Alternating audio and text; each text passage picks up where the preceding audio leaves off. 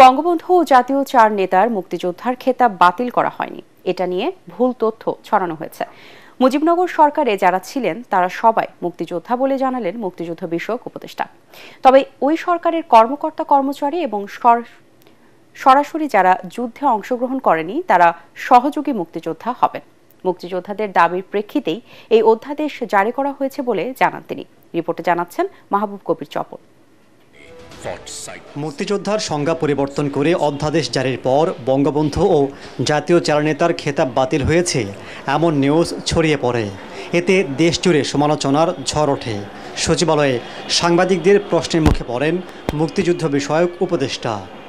তবে তিনি জানান, বঙ্গবন্ধু সহ জাতীয় চার নেতার মুক্তিযোদ্ধার খেতাব বাতিলের সংবাদ সঠিক নয়।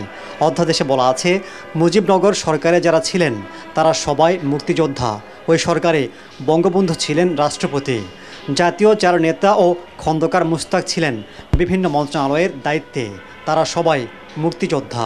মোনালিসা হেভি ফ্লো 15 পিস প্যাকেটের সাথে 8 পিসের একটি প্যাকেট একদম ফ্রি। তো যারা ওইখানে মুজিবনগর সরকারের সাথে সম্পৃক্ত থেকে বিভিন্ন কাজে যারা যুক্ত ছিলেন তারা সহযোগী মুক্তিযোদ্ধা হবেন। এই সরকারে যারা যুক্ত ছিলেন তারা সবাই মুক্তিযোদ্ধা। 2018 সালের আগ পর্যন্ত সরাসরি যারা যুদ্ধে অংশগ্রহণ করেছেন কেবল তারাই মুক্তিযোদ্ধা হিসেবে স্বীকৃত ছিলেন।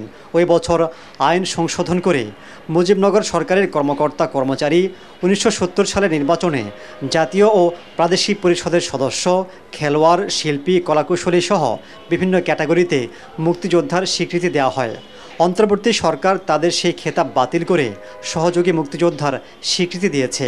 তবে তারা সমান রাষ্ট্রীয় সুবিধা পাবেন। কেন এটা করতে হয়েছে তার ব্যাখ্যা দেন মুক্তিযুদ্ধ বিষয়ক উপদেষ্টা। এরকম বহু লোক এখানে মুক্তিযোদ্ধা হিসেবে আসছে, এটা আমরা নমুনা হিসেবে অনেকটা পাচ্ছি, যেগুলি সঠিক নয়, এটা ঠিক নয়। ফলে এই সমস্ত মানুষেরা বাইরে সমাজে গিয়ে নিজেদেরকে বীর মুক্তিযোদ্ধা কিংবা অন্যান্য অনেক রকমের অনাচারের সাথেও যুক্ত। ভুয়া মুক্তিযোদ্ধাদের বাদ দিয়ে খুব শিগগিরই নতুন তালিকা প্রকাশ করা হবে বলেও জানান তিনি। মুক্তিযোদ্ধাদের সুযোগ সুবিধা বাড়ানো হবে বলেও জানান উপদেষ্টা। মাহবুব কবির চপল, ATN বাংলা, ঢাকা।